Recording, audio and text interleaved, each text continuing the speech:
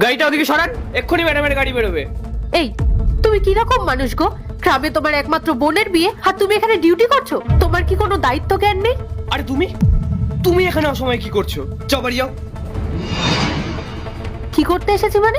তোমার মনে নেই আজ আমাদের গ্রামে রওনা দেওয়ার কথা ছিল? বোনের বিয়ে, আমি সেটা মনে করাতে এখানে এসেছি। চুপ করো, উল্টো পাল্টা চিৎকার করো না। এখন বাড়ি যাও, আমি কাজ করছি, তোমার জন্য আমার চাকরিটা যাবে।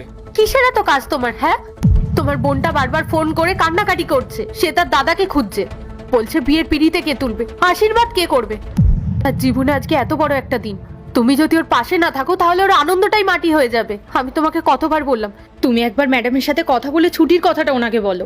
কিন্তু না, তুমি আমার কোনো কথাই শুনলে না। আমি কি করব? পরিস্থিতিটা বোঝার চেষ্টা করো। বোনের বিয়ের জন্য ম্যাডামের থেকে আমি 1.5 লাখ টাকা অগ্রিম নিয়েছি। এখন যদি আবার ছুটি চাই তাহলে আমি ওনাকে মুখ দেখাবো কি করে? কাজ যদি না করি তাহলে দেনাটা শোধ করবো কোথা থেকে?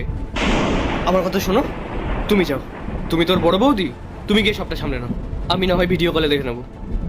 আমি একা যাব না। আমি গিয়ে ওকে কি জবাব দেবো? ও তো বেচারি পথ চেয়ে বসে আছে তার দাদা আসবে বলে। আচ্ছা, ও তো তোমার কাছে কোনো টাকা পয়সা চাইনি, ও শুধু চেয়েছে তার দাদাকে। আর তুমি একটা দায়িত্ব পালন করতে গিয়ে তোমাদের ভাই বোনের সম্পর্কটাকে ভুলে যাচ্ছ। টাকা নিয়েছি যখন, তখন তো কাজের প্রতি একটা সততা থাকা দরকার। ম্যাডাম আমাকে বিশ্বাস করে অতগুলো টাকা দিয়েছেন, এখন যদি আমি ছুটির জন্য বায়না করি সেটা কি ঠিক হবে? শোনো, তুমি যাও, ওখানে বাবা মা আছে, তুমি আছো, সবাই মিলে ভালো করে বিয়েটাকে সামলে নাও।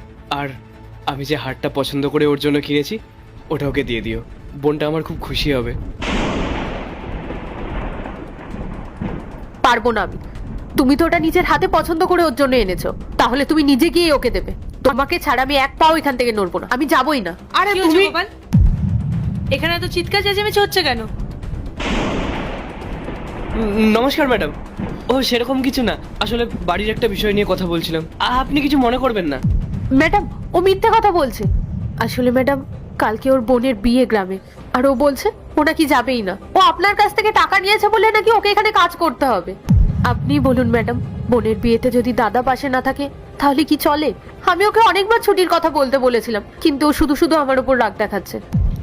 গোপাল, তোমার বোনের বিয়ে আর তুমি আমাকে একবারও জানাওনি কেন? ম্যাডাম, আপনার থেকে আমি অনেকগুলো টাকা ধার নিয়েছি। আমি তো এই সামান্য কটা টাকা বেতন পাই, আমার এই টাকা শোধ করতে অনেক দিন সময় লাগবে। তার উপরে ছুটির কথা বলার একদম সাহস হয়নি ম্যাডাম।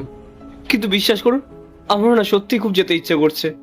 বোনটা না আমার জন্য কান্নাকাটি করছে। তবে আপনি চিন্তা করবেন না, আমি কাজ ছেড়ে কোথাও যাব না। গোপাল, তুমি যখন আমার কাছে এসে টাকা চেয়েছিলে তখন কি আমি তোমাকে না করেছিলাম?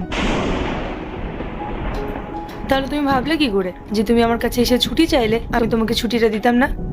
তুমি কত বছর ধরে এখানে সততার সাথে কাজ করছো, আর তোমার বোনের বিয়ে তো রোজ রোজ আসবে না। তুমি না গেলে ওই মেয়েটার সারা জীবনের একটা আক্ষেপ থেকে যাবে। কিন্তু ম্যাডাম, আমার কাজের দায়িত্ব। দায়িত্ব আমি বুঝে নেবো গোপাল।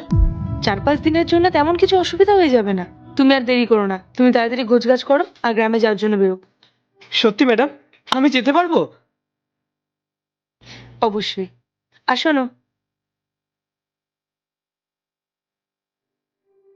গোপাল, এই নাও, এই টাকাটা রাখো। বিয়ে বাড়িতে অনেক ছোটখাটো খরচা থাকে, এটা তোমার কাজে লাগবে।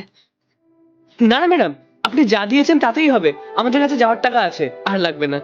কথা বাড়িও না গোপাল, এটা আমার তরফ থেকে বোনের জন্য একটা ছোট্ট উপহার। কোনো বাধা না দিয়ে এটা রাখো।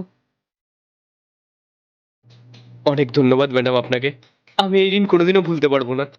আমি মন দিয়ে সততার সাথে কাজ করে আপনার সব টাকা শোধ করে দেবো।